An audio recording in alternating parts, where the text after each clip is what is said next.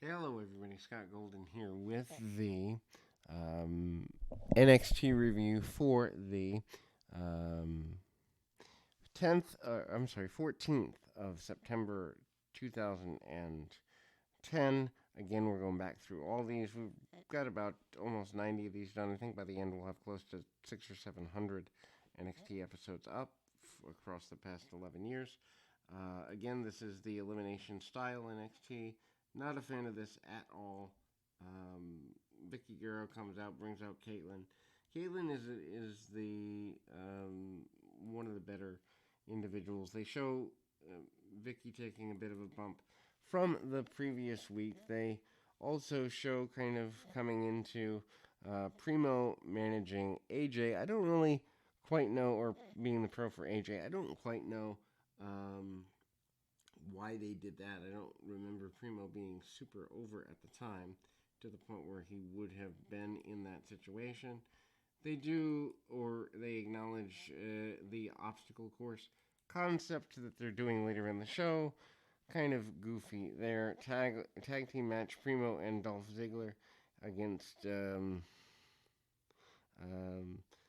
or with their respective pros. Caitlyn is out as the pro of Vicky Guerrero and Dolph being her boyfriend.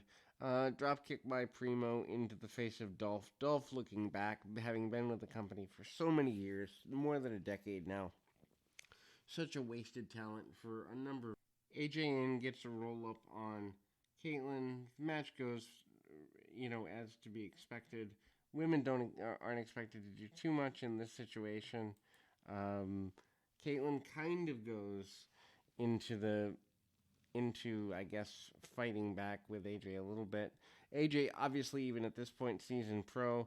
Caitlyn claiming throughout the season that she was having her first set of matches here does catch AJ with a beautiful lariat. Dolph Ziggler looks excited on the outside, as does Vicky Guerrero. Vicky only looking excited though when Caitlyn's doing absolutely well. Vicky basically been playing the same character for the 11 years she's been, well, actually probably 15 since Eddie passed away. Right after Eddie passed away, probably Vicky, a character on TV within a year of his passing, something like that. But anyway, issues between a block off with AJ and Dolph blocking her off from getting a tag. And AJ actually does strike Dolph a couple of times, goes right at him, and ultimately we kind of do see Primo come back in, hitting some back elbows and basic moves, including a cartwheel and a drop kick for their trouble. I mean, nothing really great here. Finally, Dolph and Caitlyn get a victory, and needless to say, the fact that Caitlyn hugs Dolph makes Vicky jealous. That's the whole idea here. Caitlyn does the bouncy, bouncy, I am happy deal, and Vicky is sad. And that's important because it plays into the storyline throughout the rest of the season. They highlight, I believe, Maxine is up next. That's kind of highlighted here. I mean, highlight package though it is, nothing really. I mean, she's kind of treated like a princess and all of that. Nothing really to write home about in the promos here. They certainly do kind of get her going. They try to accentuate a bit of her sex appeal. It doesn't really work. They show highlights from the previous week. Striker is out there with AJ and Caitlyn, who eventually somehow become some form of major friends. They bring out all the other divas. They do a promo off. Oksana is literally miserable, but they do a lot with her. And ultimately, I mean, the promo off thing is fine. Eventually, Naomi and others, Naomi and AJ, go to battle with each other, or no, Maxine and AJ go to battle with each other, and Striker gets in the middle. All the other divas hang around until they finally do try to separate them. It's delayed, it's goofy, it's a waste of television time or internet time, as it were. Michael Cole has had enough of this. He goes for a gong, literally having a gong at ringside, and basically implying that no one should take any of this seriously. It's a waste of his time. The Bellas are out. They are, well, abysmally bad. We go into finally another match. Goldust representing Oksana is here. Jamie, who is the girl next door type diva, is here. And, well, this is not your idea or anyone's idea of a good match. Jamie has to sell for Oksana. They have more for Oksana, I think, mainly because she's a foreign heel. Jamie is managed by the Bellas. I guess they were trying almost like a Total Divas sort of thing,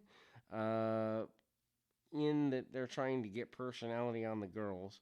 To Jamie's credit, she sells like $1,000,000 for Oksana. Oksana can do basic moves, shoulder tackles and body slams. Nothing much more than that. Even an elbow drop looks off. Oksana, though, does have the majority of the offense here, trying to get some level of fire, and she gets a series of clotheslines. Poor Jamie has to sell, and later we get in the match, the less interested in selling she becomes. Um, we kind of see more dancing and other stuff, then highlight package from Raw, plugging for the pay-per-view coming up, and ultimately, Jamie does pretty well here. And then we see again more of the kind of going back to the hug between Dolph and Caitlyn from earlier in the show.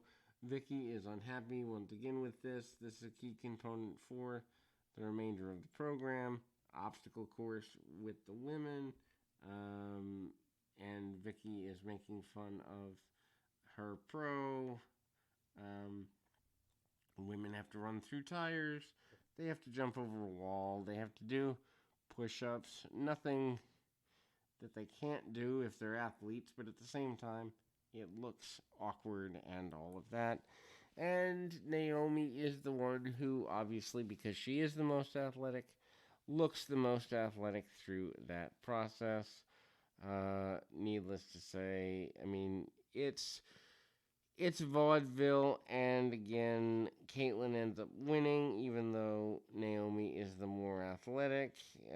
Michael Cole continues to hit the gong, tired of this whole ordeal, as well he should be. That is the end for this particular episode. We'll be back with more right